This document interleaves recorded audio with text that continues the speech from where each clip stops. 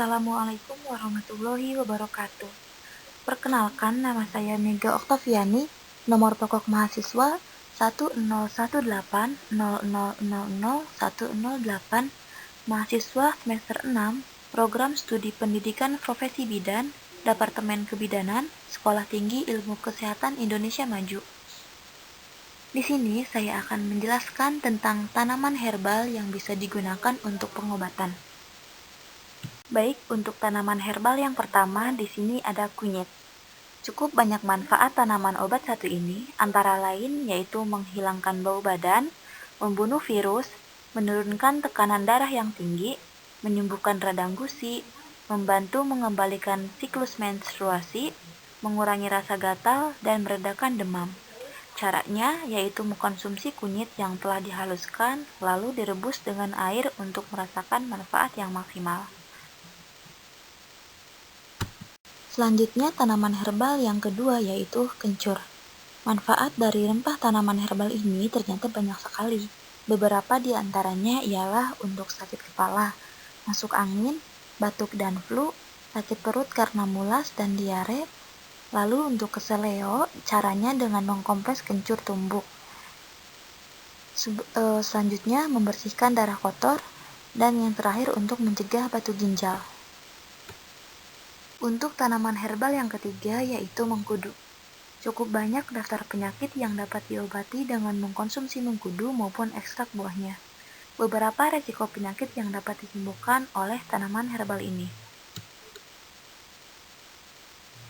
Antara lain yaitu untuk mencegah infeksi karena mampu membunuh bakteri jahat, lalu meningkatkan daya tahan tubuh, mencegah tekanan darah tinggi karena dapat melancarkan sistem peredaran darah, melegakan perut kembung, menyembuhkan radang pada lambung dan luka pada usus halus, anti kanker, dan mengobati sakit kuning.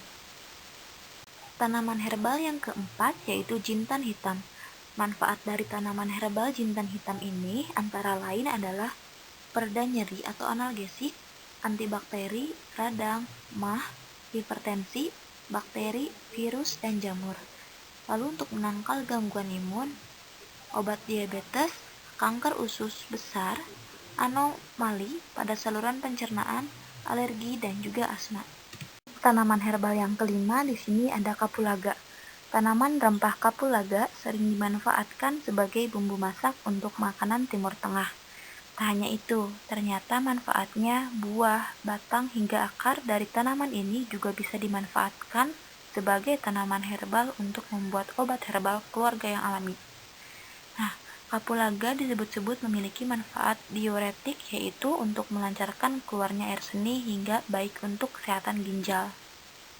Di sisi lain, tanaman herbal kapulaga bagian biji dimanfaatkan untuk mengatasi yang pertama, hipertensi karena dapat melancarkan sirkulasi darah, susah buang air besar dan diare, dan yang terakhir gangguan pencernaan.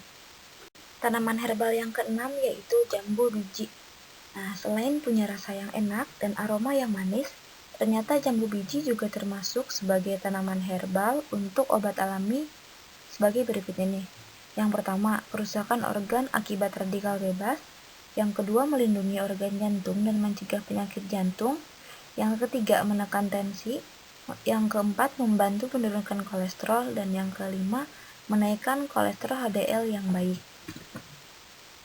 Pasalnya, jambu biji memiliki beberapa kandungan baik seperti antioksidan, vitamin, serat, kalsium, dan dilansir dari kompas.com, sudah ada penelitian di Malaysia yang menunjukkan manfaat dari jambu biji. Disebutkan seorang yang mengkonsumsi jambu biji sebanyak 400 gram per hari akan mengalami peningkatan total kolesterol HDL dalam darah dan kadar antioksidan dalam tubuh, dan itu sangat berpengaruh baik bagi tubuh kita. Tanaman herbal yang ketujuh yaitu jahe. Bukan hanya untuk menghangatkan tubuh, jahe juga memiliki manfaat untuk kesehatan, seperti meringankan nyeri perut saat menstruasi, lalu untuk mengatasi sakit perut, diare, muntah, dan mual saat hamil. Selanjutnya untuk meredakan nyeri dada, sakit punggung bawah, dan nyeri otot. Untuk tanaman herbal yang ke-8 yaitu temulawak. Temulawak memiliki bentuk seperti kunyit. Namun dengan ukuran yang lebih besar, tanaman herbal satu ini kerap diubah menjadi obat penambah nafsu makan untuk anak-anak. Nama lain dari tumbuhan ini sendiri ialah kurkuma. Beberapa manfaat dari temulawak ialah untuk mengatasi pegal-pegal, obat masalah perut seperti mah, kambung, dan diare, lalu untuk membantu mencegah penggumpalan, anti radang, dan obat anti kuning. Yang kesembilan di sini ada lengkuas. Adapun beberapa manfaat tanaman herbal lengkuas antara lain untuk menurunkan demam badan, meningkatkan jumlah sperma, memperlancar pencernaan, menyembuhkan sakit perut serta muntah, menurunkan kolesterol, dan mencegah kanker dan tumor. 10 di sini ada kumis kucing.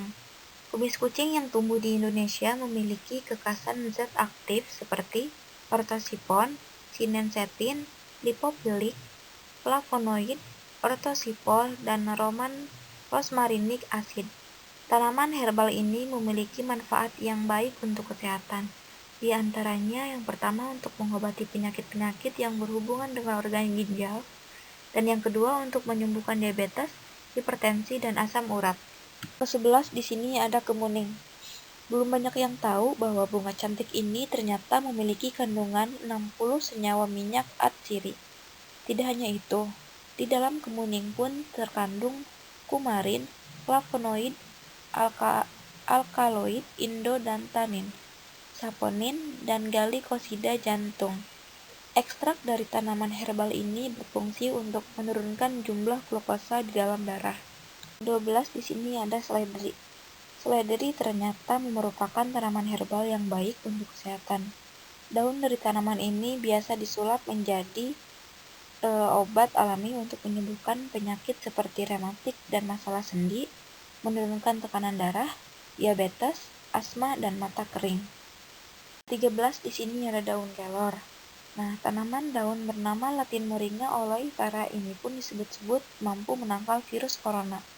Melansir situs doktersehat.com, setiap 100 gram daun kelor mengandung senyawa 6,78 mg karotin atau vitamin A, 0,06 mg tiamin atau vitamin B1, 0,05 mg riboflavin atau vitamin B2, 0,8 mg niacin atau vitamin B3, dan 220 mg vitamin C.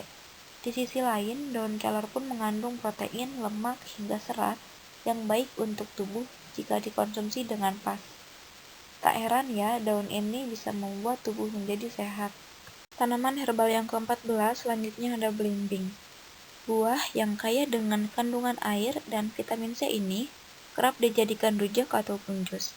Di samping vitamin dan air, belimbing pun memiliki kandungan asam oksalat sehingga bagus untuk orang dengan masalah organ pada ginjal. 15 yaitu kangkung. Kandungan tanaman hijau yang sangat segar ini ternyata tidak hanya serat, namun ada juga zat besi yang tinggi.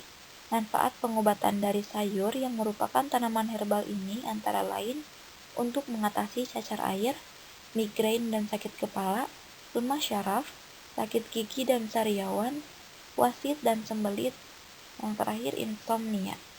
11 di sini ada kemuning. Belum banyak yang tahu bahwa bunga cantik ini ternyata memiliki kandungan 60 senyawa minyak atsiri.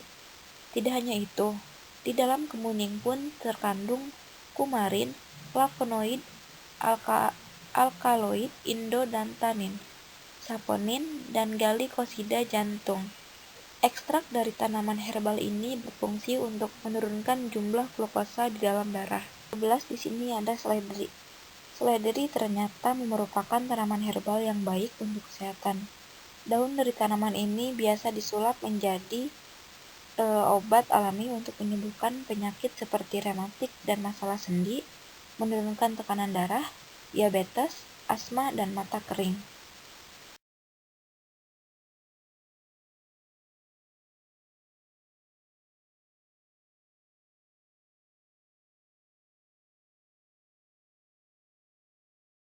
Yang ke-13 di sini ada daun kelor.